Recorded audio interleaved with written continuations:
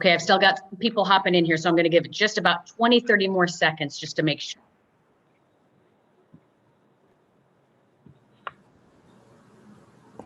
And again, for you guys just hopping in, if you will go ahead and send a message to Julie Preddy with your full name. If we cannot see that at the bottom of your screen, that would be great.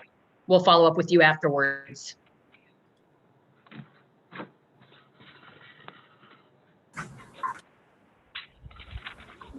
Okay, well, let's go ahead and get started. And then for those late arrivals, we'll just keep popping in the chat some information for you all. But hello, and we want to welcome you to this program of the University of Arkansas Small Business and Technology Development Center. We are so pleased to be able to bring you these educational programs to help support small businesses. Please be advised that we will be recording this conversation for the ASBTDC educational purposes. You will be able to access these recordings and much, much more via our website at sbtdc.uark.edu. I'll introduce Scott in just a moment, but first I'd like to introduce us and tell you a little bit more about ASBTDC. I'm Chris Case, and I'm a specialty consultant with the Small Business Center. And today we also have my colleague here with me, Catherine Corley. So if you want to say hi. Hi, everyone. Great. Now, if you don't already know about the Small Business Development Center, it's a one-stop shop for startups and existing small businesses. Right. We are associated with the University of Arkansas and affiliated with the SBA and statewide ASBTDC, as well as a national network of more than 1,000 small businesses. Locally, we offer complimentary, and yes, I said complimentary, one-on-one consulting that includes businesses and financial planning, marketing analysis, and much, much more. We also offer programs just like this one, covering the relevant topics for business owners. And if you're not already a client, we would love to have you as a client and encourage you to visit us at sbtdc.uark.edu. Now, during this presentation, we will be posting a lot of links and information in the chat box. So make sure you take a look at that and gather all that information. But again, if we cannot see your name at the bottom, if you would go ahead and message Julie Preddy and let her know what your full name is, that would be great. Then we can get you this recording and other information. Catherine, will you tell us a little bit more how things will work in the next hour? Sure, Chris. Welcome, everybody. Today, we're bringing you what every entrepreneur needs to know about finances. And Scott has just done a wonderful job making this really easy to understand. We love this workshop format because it gives you all an opportunity to talk with experts, ask the questions that you have, and work through whatever challenges you and your small business may be having. It's an interactive workshop, so you're encouraged to ask questions as we go along. Please keep yourself on mute until you have a question or comment, and then feel free to unmute, use the raise hand feature, or post in the chat. We will be monitoring all that closely and sharing or prompting your questions. And again, if we cannot see your full name in the participants, please send a message to Julie Preddy with your full name so we can link it to your registration and follow up with a copy of the presentation. Back to you, Chris. Great. Well, today we're bringing you our very own, and as you can tell, Catherine and I are very proud of him, but our ASBTDC financial expert, Scott Lacy. He is a wealth of information, and you guys will enjoy this so much. But this is also a sneak peek into our financial boot camp that Scott is presently developing. So we really are fortunate to have kind of a sneak peek in on this and what he's going to cover in that boot camp just coming around the corner. But while we're getting to know Scott, what we would like you guys to do in the chat box, if you will, go ahead and put what industry you're in, and then maybe why you're joining us today, maybe a question or two of why you're here. That will kind of really help Scott with information too. But without further ado, without further hesitation, Scott, I'm going to pass it over to you. Great. Good afternoon, everybody. Thank you all for being here. Today, like Catherine said, we're going to go over what every entrepreneur needs to know about their finances. So just a basic introduction to small business financial management. Like I said, my name's Scott. I'm a consultant with the ASBTDC. My specialization is finance and startups. I've got a background in both corporate finance and small business finance. I've owned 2 small businesses with my wife, who's an entrepreneur herself. And if you would like to get in touch for one-on-one consulting about your finances or your new business, my email is listed there, or you can just go to our website at sbtdc.uark.edu and sign up for a consultation. We'd love to chat. So jumping in, We really wanted to do this workshop for you guys today, for all of our local small business entrepreneurs, because we hear a lot of the same things. And so just to get inside the mind of an entrepreneur when it comes to finances for just a minute, here's some of the things that we hear. Is my business financially healthy? Will I be able to pay my bills? Can I spend more money, or can I afford to spend more money to grow my sales? Is there any way to make my business less stressful? Am I making or losing money, and how much? Is what I'm about to do a good financial decision? And finally, maybe even most importantly, can I pay myself? So all these things we hear frequently, and we wanted to give you some tools and a brief overview and just a general introduction to financial management to help put you on the path to wrapping your mind around some of these questions, to be able to answer them, so that you can have more peace of mind at your business, and so you can manage your business more effectively. So some of the goals for today: one, just a basic, this is meant to be a basic introduction to understanding your business from a financial perspective. So we've only got about 45 to 50 minutes left, including Q&A. So this obviously can't be exhausted, but this is meant to get you started and get you on the right path. We want to get you on the path today to begin enabling you to make informed business decisions. So a lot of people, when they make decisions, they don't know that they can't actually quantify statistically or mathematically or financially how to make those decisions. And today we're going to get you on that path. Honestly, I really just want to reduce your stress a lot. We see a lot of what's going on with our small business owners. I've been a small business owner myself, and just being able to get one more thing under control is really, really helpful. And finally, we want to strengthen your business so that you can achieve your goals. Before we jump in a little bit more, a quick note: we are having the Small Business Finance Boot Camp this summer. It's going to be a several-day type workshop, maybe a half a day, a couple of night classes, but it'll be more in depth and cover all these topics in depth and provide more opportunity for one-on-one consultation and in-person consultation. So if you would like to sign up for that, you can get in touch with us or just email me. The first thing to do is sign up for consultation on our website. Again, there's our website and my email address for you. So first of all, before we get into this, I want you all to know that you can do this. If you can add, subtract, multiply, and divide, you can do small business finance. A lot of people are so intimidated by that word finance. They think Wall Street, they think banks, they think complex math, they think, tight budgets, a lot of stress. And not all of that is necessarily true when you're thinking finance. It's mostly just being able to be wise with how you manage your money by being able to see where your money is and what it's doing within your business. So I just want to put you at ease and let you know that you're capable and you can definitely do this. And if you feel like you can't at the end, or if you want some more help at the end, that's exactly why we're here. We'd love to be there to help you out. So second of all, I want you to know that you're not alone. Almost every entrepreneur I talk to has the same dilemma. I've started to call it the entrepreneur's dilemma. And the entrepreneur's dilemma is this: it's that almost every entrepreneur goes into business because they want to turn a passion or a hobby into an income. And so whether they're a baker, or they like to sell hiking equipment, or they're a wedding photographer, they want to stop working for somebody else, they want to start setting their own hours, or they have some other personal goal that they want to reach. And so they go into business for themselves. But then the dilemma comes once that business starts growing, when they have a lot of success. And what winds up happening is the entrepreneur usually goes from being able to do their passion, which is either taking those photographs or baking those cakes or whatever it is that they went into business to do.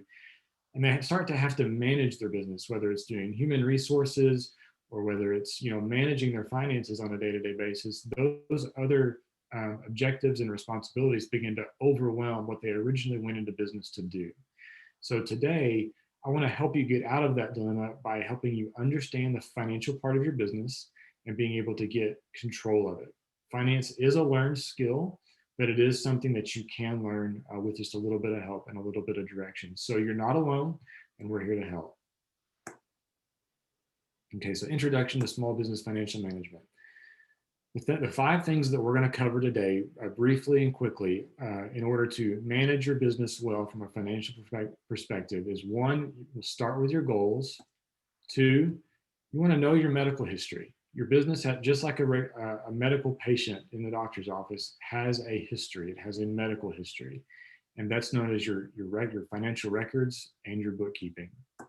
Third thing we're going to go over is how to get to your destination. And you do that by using financial budgeting and financial forecasting. The fourth thing, what everybody always wants to talk about, show me the money, your profit versus your cash flow. They're not the same thing. And it's very important to know how they're different and why they're different. And the last thing, we're going to show you how to fly the airplane.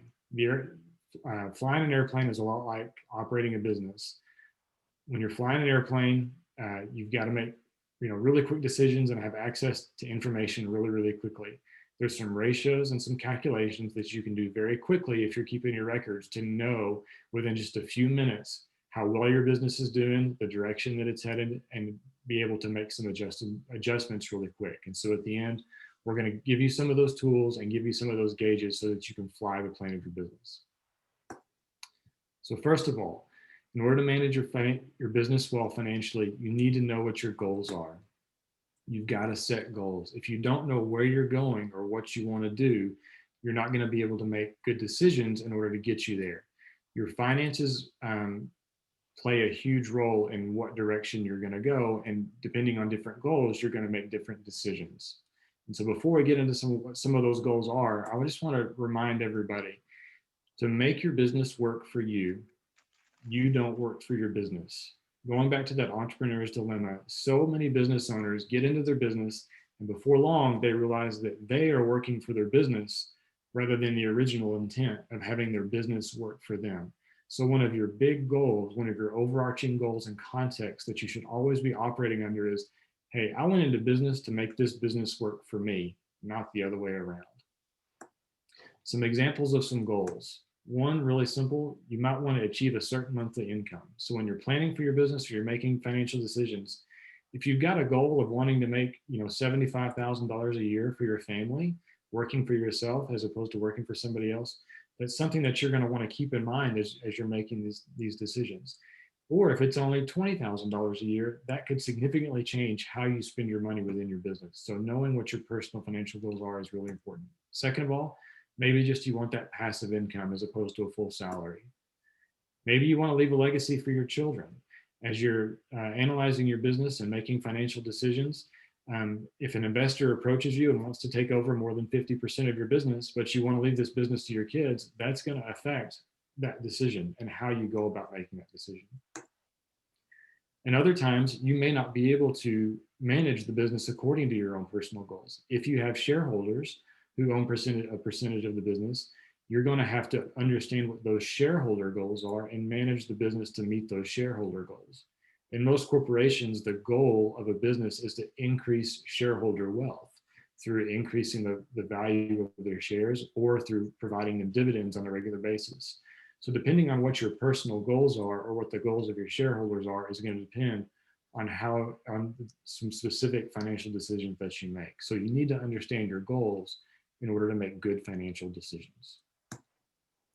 So Scott, I just wanted to pop in here and tell you a little bit about the group of people that you're talking to. So you're talking to a group from that are e-commerce, startup and consulting, life coaching, driver's education, auto customization, travel, pharmaceutical development with natural products. So you've got a wide variety of people here that you're talking to, from selling products to developing products and offering services. So I just wanted to pop in and let you know that. That's great. And if some of this seems really basic to you guys, I want to let you know that I tried to structure this material in a way that goes from really simple to more complex. So we're starting with the really simple stuff, and we're going to get into some of the more complex financial management, financial statement analysis, and ratio stuff as we move on.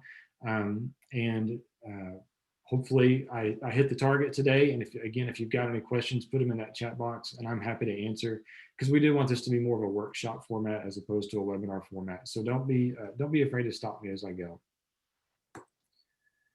Okay, so the second thing that we need to do in order to manage our small business well financially is we want to make sure that we're keeping good records and that we're doing bookkeeping.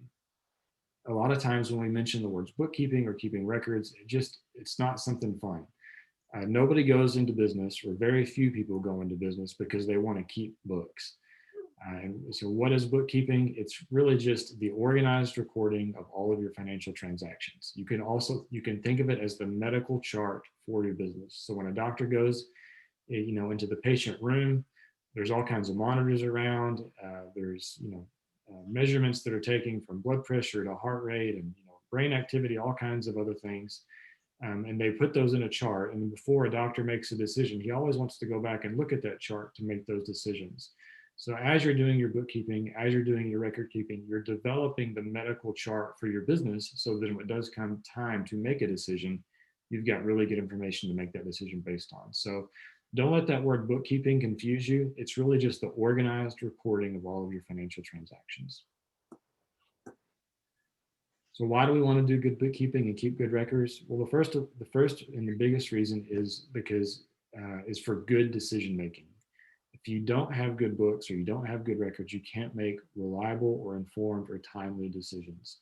Sometimes when things happen, you've got to be able to make a decision really, really quickly. And you don't have time to go back a month or 2 or 3 months and get all your books together and get all of the missing information together to be able to make that timely decision. You also don't just want to, always go from your gut. You want to know what you're spending. You want to know what you're making in order to make those good decisions. And you can't know those things unless you're keeping good records. Also, if you want loans or investment, if your business is growing and you go to a bank, or if you're looking for an investor, usually the first thing that they're going to ask for is your financial statements. And if you say, well, it's going to take me a few weeks to get my financials together, that's an instant red flag to most financial institutions that you're not doing a good job of managing your business. So it puts you at a severe disadvantage if you do need money, if you don't have these books and records. You want to keep these books and records so that when you need money, you can go get it and you can go get it quickly. Also, if you want to sell your business and somebody comes along and says, I'd like to buy it, but I don't know what it's worth. I need to see your books, and you have no books to give them, more than likely you're never going to be able to sell your business or exit your business because nobody's going to be able to reliably know actually how much it's worth because you don't have good records. This year, we've had several people come to the center and want to sell their business. Some have had good books, some haven't had good books. The ones that have had the best books have got the most money for their business and sold and closed the quickest. But also, you're going to lose less money. I think everybody just kind of knows as a general rule, the more you pay attention even to your personal finances and the more you go over your personal finances, the more you realize, what's sort of leaking out the back door. You don't always realize how many TV subscriptions you have, whether it's, Netflix or Hulu or Disney Plus, like they add up over time and we don't really realize what we're spending on all the time. We forget that we're paying $10 a month for that gym membership we signed up in January once June rolls around.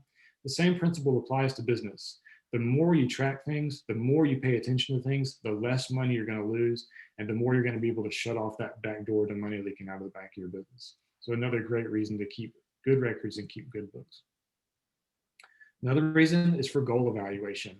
Like we said in the beginning, you got into business for a reason, and you're not going to know if you are moving closer to those goals or to achieving those goals unless you're tracking your progress, and you do that through records and bookkeeping. And last, and the one that we all dislike the most is government compliance. Unfortunately, we are required to file tax forms every single year. And if we don't, Uncle Sam's going to come and, asking for his money.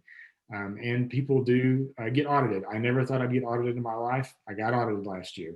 Thank goodness I had the records to back them up. And I owed more money than I thought I was gonna owe, which was bad. But, I paid less than I thought I was going to have to because, we had good records personally, not for a business.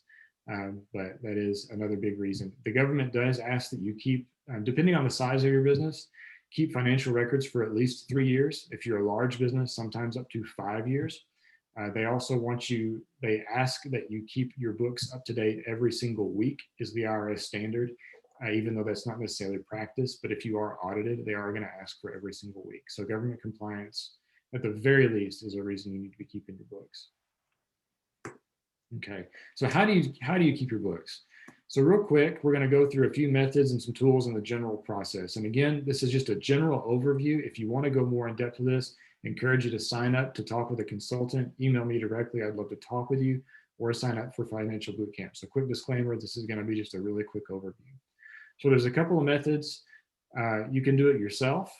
You can hire a CPA or a bookkeeper. You can do a hybrid option, and there's also some online options. Doing it yourself is usually only recommended if you're really small or if you've got some experience. A CPA is a certified public accountant. There's somebody who is, gone to a university and got their degree and passed a licensing exam to be able to give you advice and do your tax forms for you in a way that's going to be, compliant with the government.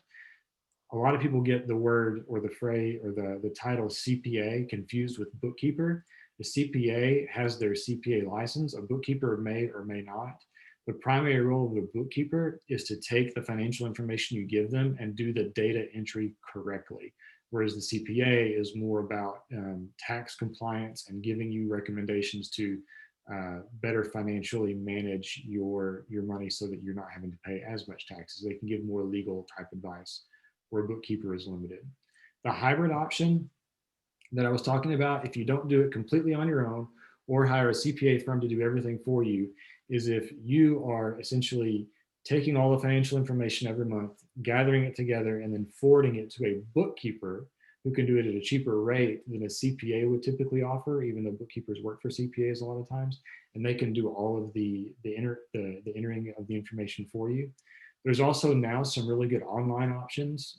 QuickBooks has an online option where you can not only pay for their service and see everything, but you can hire a bookkeeper through QuickBooks to do all the data entry correctly for you. There's also another company called Bench that will do the same thing. And there's other companies popping up all over the place that are doing this a little bit cheaper rate, but definitely encourage you to talk to a CPA if you're just starting up to get set up. And if you've never been set up in the beginning, to at least have an initial meeting, which they will do with you, to make sure that everything is set up correctly moving forward. So again, if you're doing this by yourself, you can do it pen and paper if you're a small business. There's also I would also recommend doing spreadsheets as much as possible, like Microsoft Excel. A spreadsheet that's free that you can use is Google Sheets. And there's also software out there like QuickBooks or Xero or even NetSuite as you grow. And again, I encourage you to just get in touch with us if you want to learn more about these. So what does the process look like and how often should you do it? So first of all, I would encourage you as much as you can to automate your process. So one of the great things about QuickBooks is that you don't have to do manual data entry for every single financial transaction you have. You can link your bank account. You can also link your point of sale system, like if you have a point of sale like Square. And when you link those at the end of every day, when you sync them, all of those transactions will just automatically show up, and it will save you, tons and tons and tons of time. So the more automation that you can put into your bookkeeping, the better things will go for you, the more accurate it'll be, and the more time you save. Other than that, the general process is gathering all of your transactions of all the money coming into your business and gathering all of the records of the transactions of the money going out of your business, and then getting that to your bookkeeper or sitting down and recording all the transactions yourselves. There is an accounting process. Again, the IRS recommends you do it weekly. So you gather everything, categorize everything, record everything, balance your books with your bank accounts, and then do your closing entries. And it's called the accounting cycle. Again, that's something that we'll cover much more in depth in Financial Bootcamp. But if you want to look it up for yourself, it's called the accounting cycle. So anybody have any questions about records or bookkeeping? Okay, great. All right, so next, budgets and forecasting. So getting to your destination. So when we were talking about goals earlier, we want to be able to get to that goal, and we want to be able to know that we're going to have the resources that we need in order to get there. And if we don't have the resources we need, what do we need to do to get those resources in order to get to the destination? It's just like planning a trip. So budgeting and forecasting for your business is just like planning a trip in your car across the country. You want to make sure you've got plenty of money to pay for the gas and plenty of gas in the tank to get there. So you always want to be looking ahead to see how far you got to drive and how much gas it's going to take and how much money it's going to cost. So very similar. So what is a budget and a forecast? It's an estimate of income and expenses for a set period of time. So this can be a monthly budget or forecast, or a weekly budget or forecast, or an annual budget or forecast. It really just depends on the time of year, the state of the economy, the state of your business. Back during the financial crisis, I worked for a large company. things were so tough for everybody back then that we were doing cash forecasting every single day. And that's not going to be required for you guys as small businesses generally.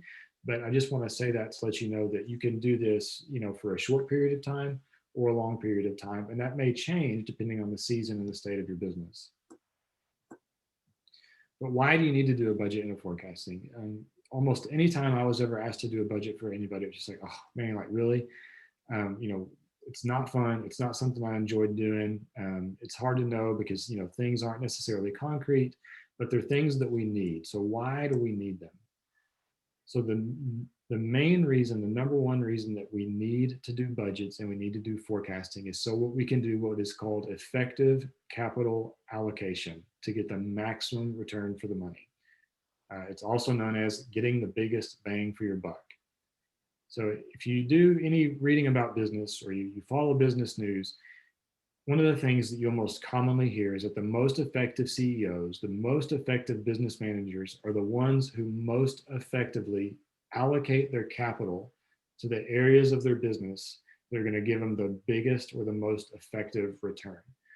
So really being a CEO comes down to, caring for your people because they're your greatest asset, but also caring for your dollars to get them to the place where they need to go, where they're going to do the most and the best work for you.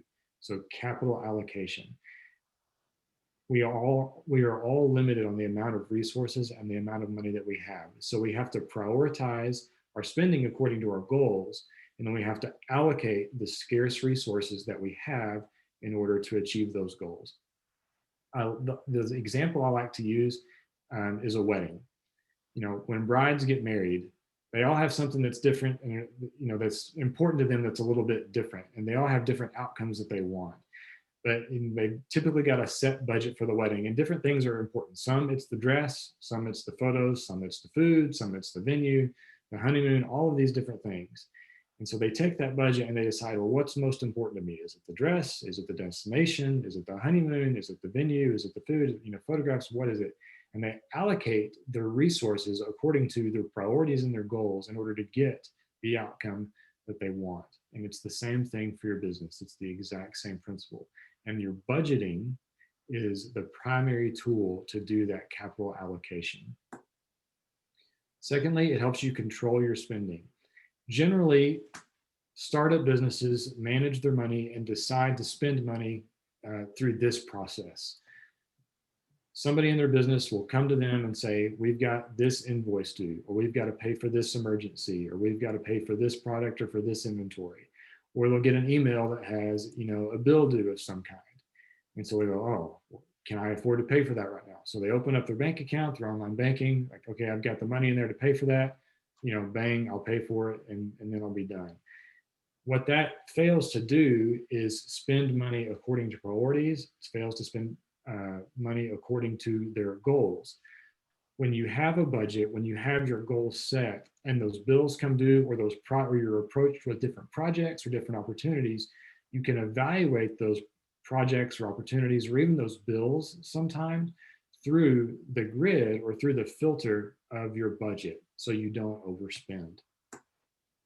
It also helps you evaluate your managers and your product lines. If you happen to run a restaurant, one of your biggest expenses is always your food expense, and there's usually a purchasing manager within a business. As a restaurant owner, you want to set your food budget, or you want to set certain limits on what that purchasing manager can spend on certain items. So you give them a budget that they can spend according to, and then after a week or a month goes by, you come back and you look at what their budget was compared to what they actually spent, and it will help you evaluate how well they're spending their money. If they're going over budget or staying under budget, will help you decide if that's a spot that they need to stay in or move, or if there's some other thing that's going on that's causing you to spend or underspend, or if it's somebody you want to keep or not.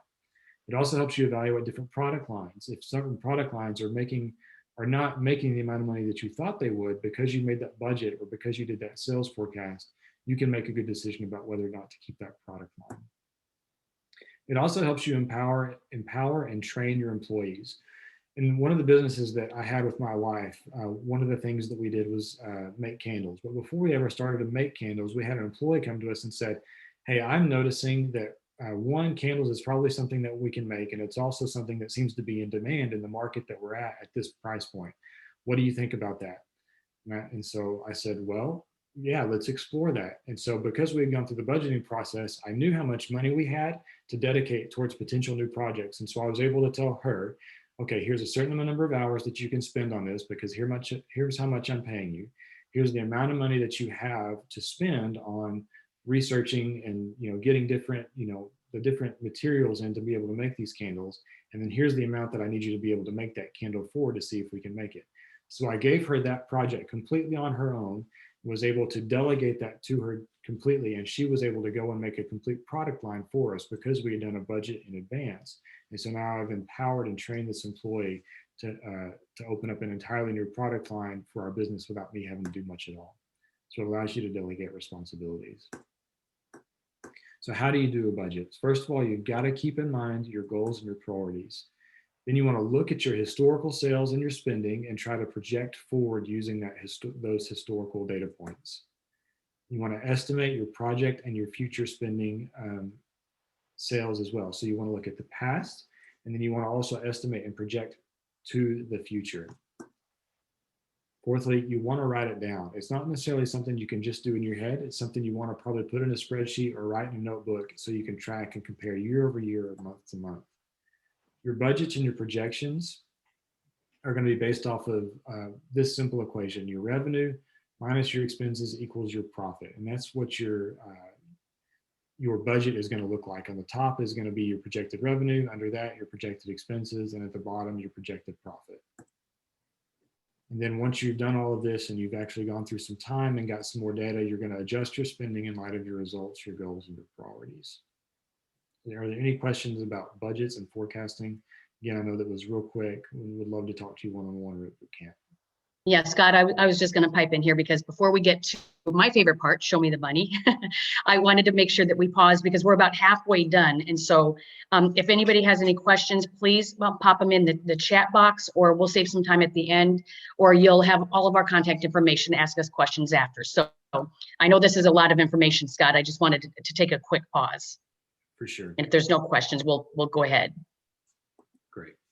Okay, yeah. So forgot that last point. Continuously track, evaluate, and adjust your budget. Okay. Scott, so we now, did have a question. I'm sorry to interrupt. That just popped up. Do you recommend budgeting per product line? It depends on the business. What I would say first is I do recommend costing out the product. So whatever the product is, make sure you know exactly what all the inputs are that it takes to create that specific product. So even for a restaurant, every single item on your menu, you should know exactly how much every single item costs, down to the gram of sugar in the lemonade. You should know it, and that's where you should start. And then based off, once you have that information, you can start to make a budget. Making a budget for one product, again, it depends on what your goals are and how many other products you have, but that's something I would love to dig into with you one-on-one or at Financial Bootcamp for sure. I'll go ahead and share your email again, just in case. Okay, thank you. All right, so profit versus cash flow. This is sort of, the bottom line, the show me the money moment. This is what everybody usually wants to know about. Am I making money? Am I wasting money? How can I make more money? How do I know if I'm going to be able to pay the bills at the end of the month? All of those, critical questions. So profit versus cash flow. One of the most important and critical concepts in financial management is that profit or profitability and cash are not the same thing. Profitable businesses fail all the time, and businesses that aren't profitable succeed all the time. There's lots of examples out there. Profit and cash aren't the same thing. So real quick, when you look at your profit and loss statement, or when you look at your income statement, just because you show a positive net profit does not mean that you're going to have the cash available to pay your bills. So a quick accounting note before we get more into the difference between profit versus cash and cash flow. And this is a really big distinction will affect how you manage your business and how you look at your business. So when you're doing accounting or when you're doing bookkeeping, there's two methods that businesses use. One is called the cash method of accounting. The other is called the accrual method of accounting. So in the cash method of accounting, revenue and expenses are recorded in order to put in your books. They're recorded in your records when cash is received into your bank account or into your hands, or when the actual cash is dispersed or paid. This is different than the accrual method, in that the accrual method, revenue and expenses are recorded on your books when revenue is earned or when expenses are incurred. So let me give you a quick example of this. So under the cash method, as soon as you receive, like when you make a sale, you don't record that sale on your books until you get the cash in hand. And it's actually probably better illustrated through the accrual method. The accrual method, under the accrual method, an example would be this. So just a few months ago, I bought some appliances.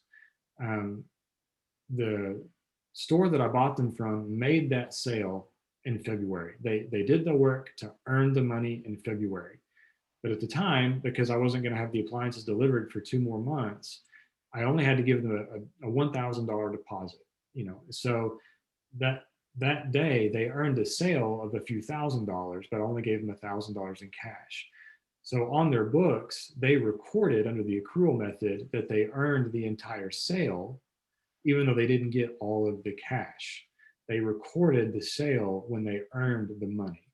And the same thing goes on the expense side under the accrual method. As soon as you incur the expense is when you record the expense, not necessarily when you pay it. So as soon as you receive the bill for your utilities, or as soon as you receive, the bill for services, that's when you would record the expense. And that's going to make a big difference in how you look at your income statement and your cash flow statement. So how do profitable businesses fail? Getting back to the profit versus cash flow, it comes down to poor cash management. Profit does not equal cash. So like I was saying before in the example, when I bought the appliances, no, sorry, that goes back to something else. Let me start over. So profit does not equal cash. So what is profit? Profit is earned revenue minus incurred expenses. So when you make a sale, it's the money that you have left over after you pay all your expenses, just to be really simple about it. So profit margin, there's 2 different types, just to go over some definitions so we can do some explanation later, is your sales or your revenue minus your cost of goods sold, which is the price you pay for the goods that you sell, divided by your revenue. Your net profit, and I'm going to show you an income statement that's going to show all these here in just on the next slide. Your net profit margin is your net income divided by your revenue. So there's your top and your bottom, your gross and your net. The definition of your profit margin, it's really a percentage that's used to indicate the business model and operational effectiveness, and it's located on the income statement. So let me make this really, really simple. The profit margin or your profit is really a measure of, are you making money on what you're selling? Given what you're selling and given, your other expenses, are you actually making money or not? That's what your profit is. So if you're selling toys, or like, let's just say you're selling a board game. If you buy the board game for $10 and then you sell the board game for $15, you've made $5. That's what your gross profit is. And that expressed as a percentage is a measure of how well you're selling. So if you're selling it for $20, you're making $10, which is better than making only $5. So your percentage would be higher, your performance would be therefore better. So I know it's a little bit complicated, especially on this format, but that's what profit and profit margin are compared to cash. So cash is the actual money that you have on hand, either in your till and your register or in your bank accounts or in your wallet if it's business money. Hopefully if it's business money, it's not in your wallet though. Hey, Scott. Yep. Just a couple of questions, because now we're getting into the nitty gritty on cash and profit. So one question is there a type of method, cash or accrual, that's best for a training business versus real estate? And then I have another question after that. Sure. So if you can do accrual, it's a little bit more complex, but if you can do accrual from day one, I would do accrual because it tends to be a more accurate reflection of what is actually happening in the business. Cash accounting reflects sometimes what's happening on a bit of a delay because you could potentially make a sale but not receive the cash until several months later. And so it's not really as accurate of a reflection of what is actually going on in your business. It's more of a reflection of what, cash is coming in and cash is coming out of your business.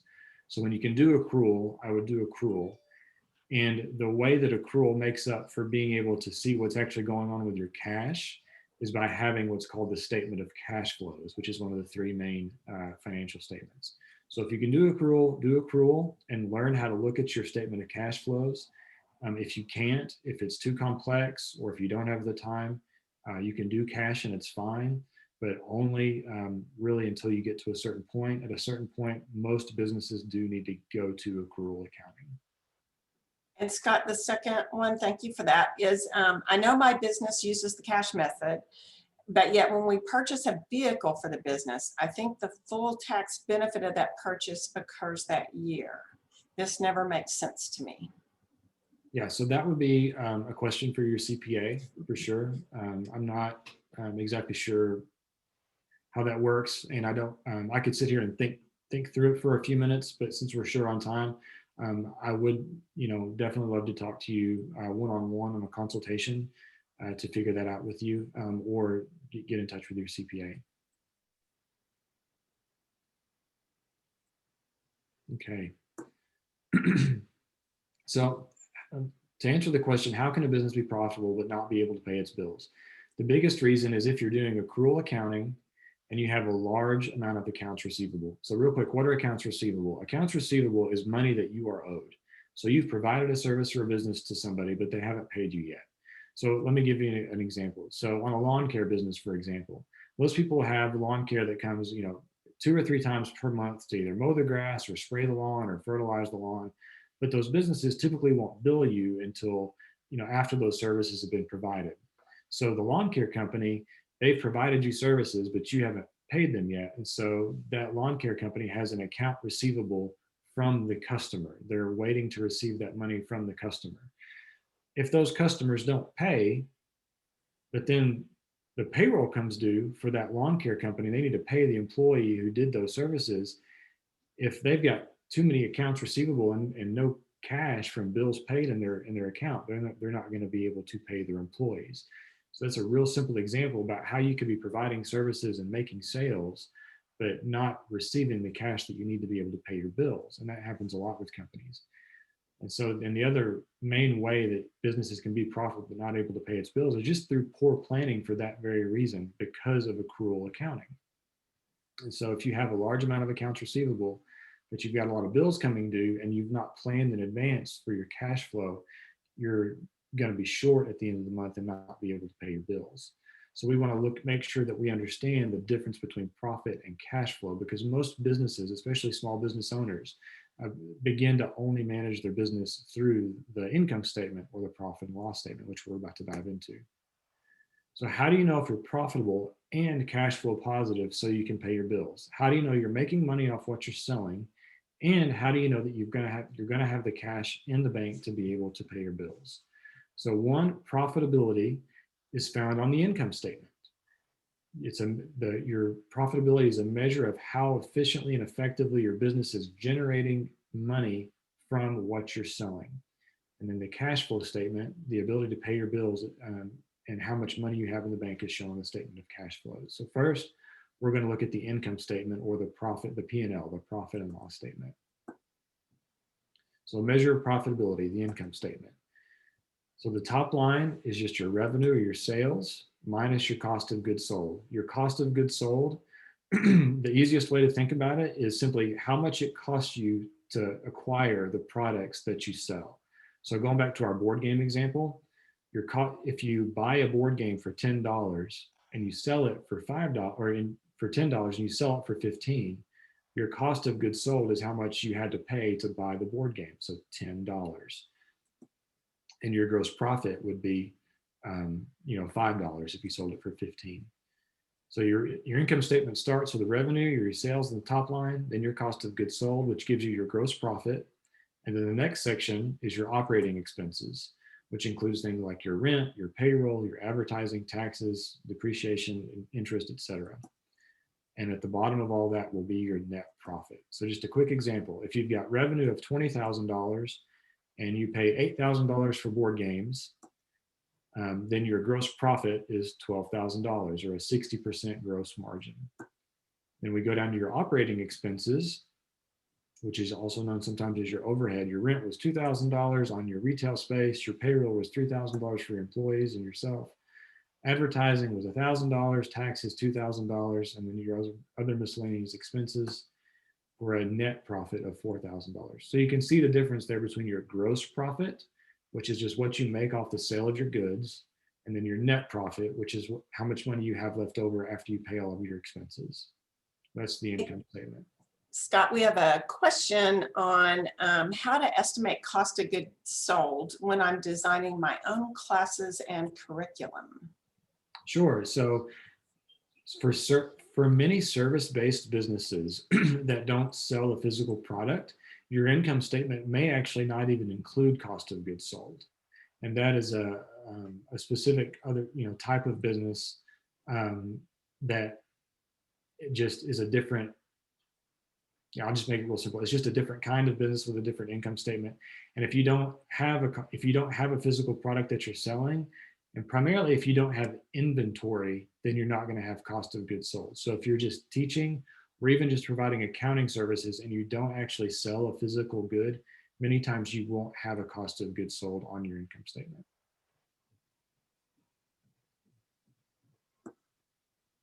Okay, so now onto the statement of cash flows. And again, we're just going to hit the statement of cash flows at a very high level.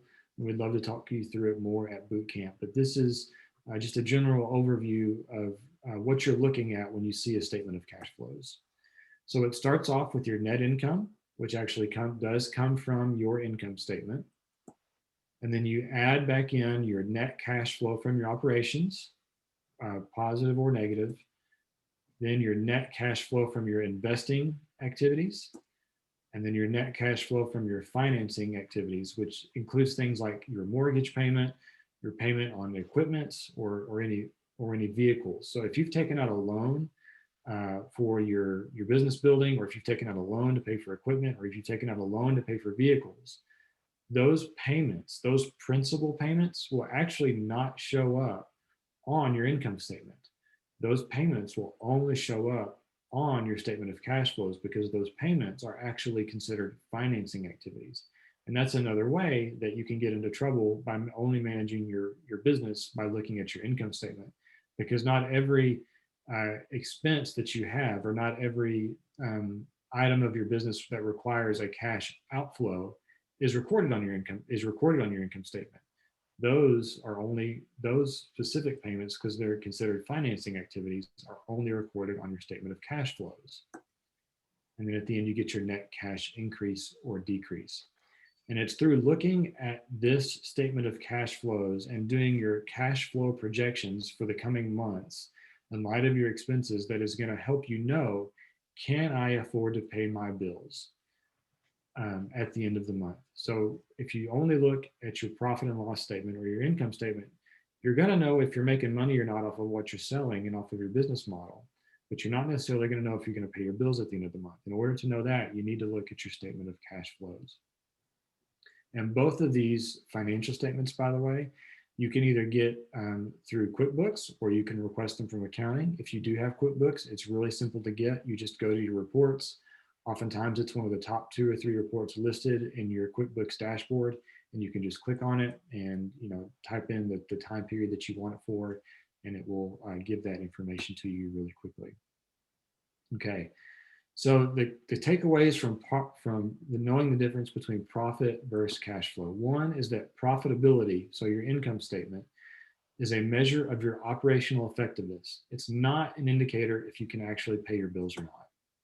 2, cash is the lifeblood of your business. If you run out of cash and you can't pay your bills, that's when your business is going to go out of business.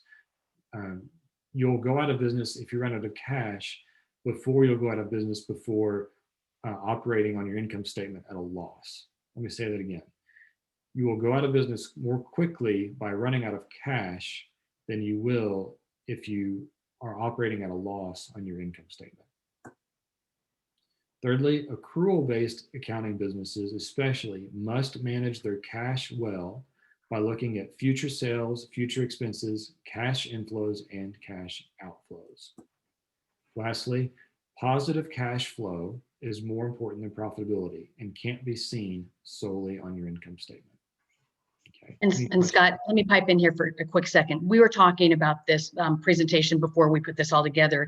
And one of the things that I said that I hear from a lot of our clients is they base success on their bank statement, which is a little scary to me, because your bank statement, it might show that you have 8,000, 12,000. That doesn't mean that you're setting in a healthy position. Am I correct on that? Yeah, that's correct.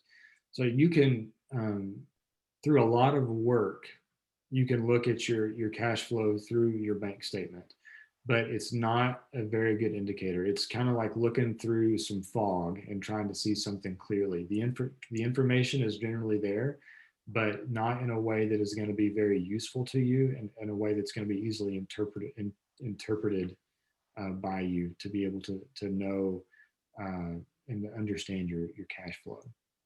That's why your boot camp coming up is even more important. It's going to share a lot more information. Absolutely. Great. Thank you. Yeah. So now we're going to get to flying the plane.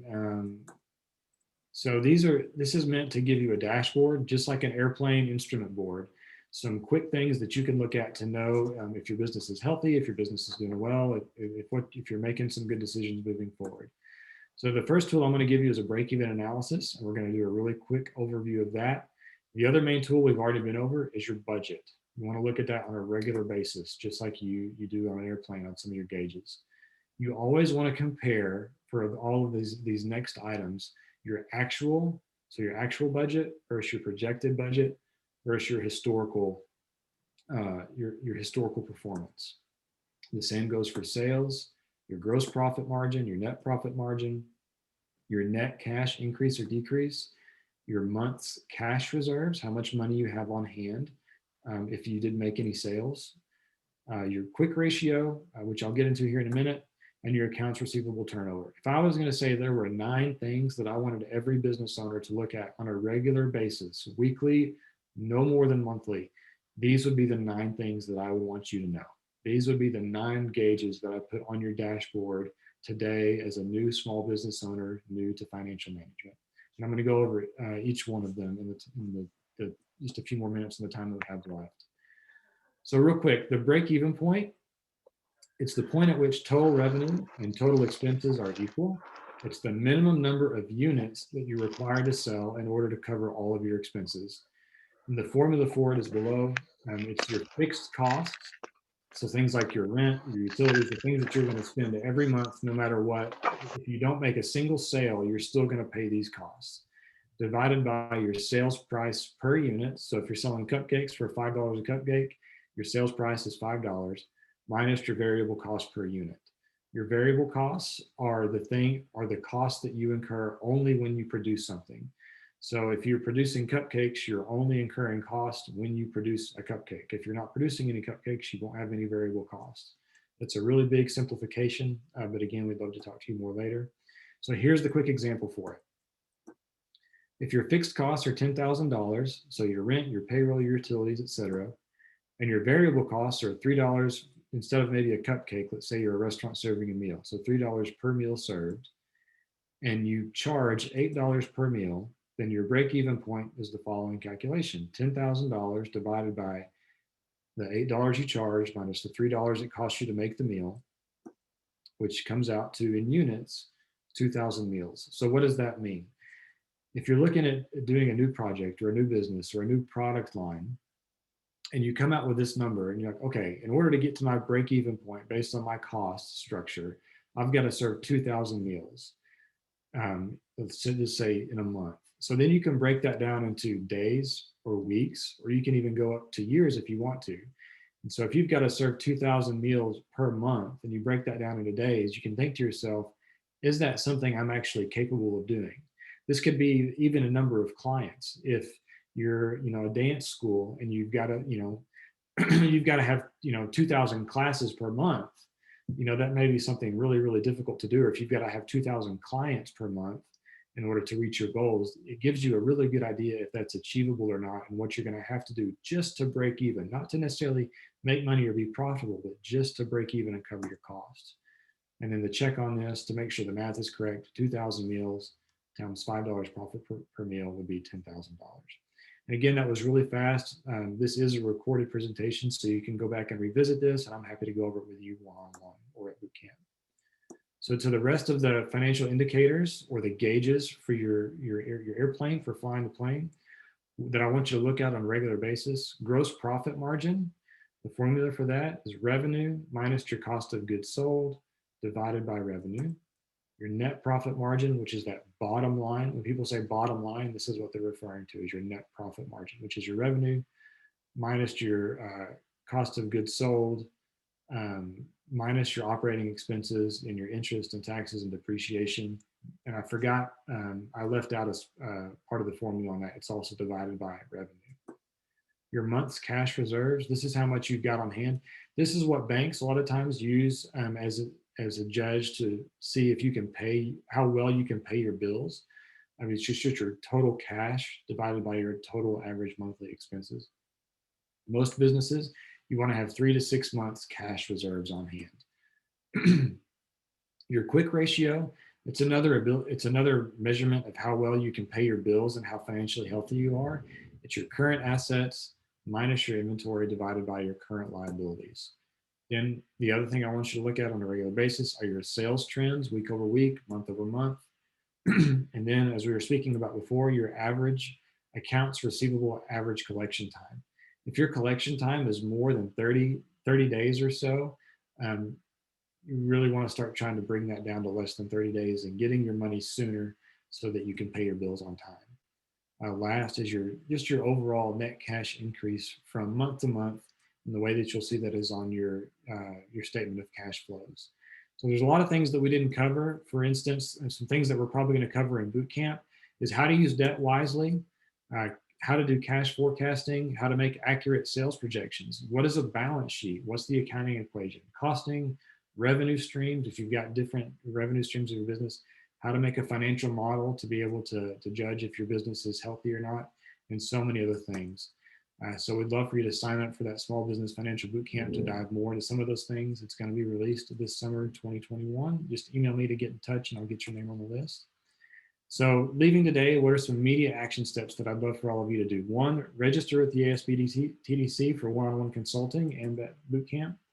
Figure out your why and set your goals. Implement a bookkeeping and record keeping system. Get that figured out as soon as possible so you can make good decisions. Make a budget and sales projections, and then use those 9 indicators that I put previously on the other slide to make your financial dashboard so you can monitor your business well on a day-to-day basis. And that is all I've got. And if we've got some time for some questions, I'm happy to take some.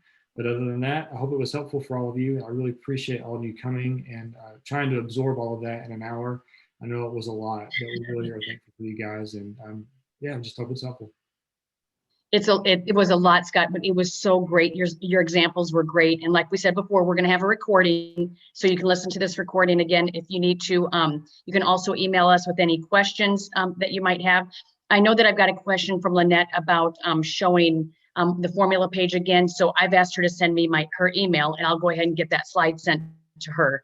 But anything else anybody has, we can answer it via email, or like I said, we're kind of out of time, but any quick questions that anybody has, they want to just pipe in, that'd be great. Now, we have mentioned the boot camp quite a bit, so I did put some links in there. Watch the events page for the upcoming date for the boot camp. It'll be posted in the next few days, so make sure you watch for that. I think a lot of you guys would really, really benefit from the boot camp. I'm going to attend, so make sure to register me, Scott. Put me up there.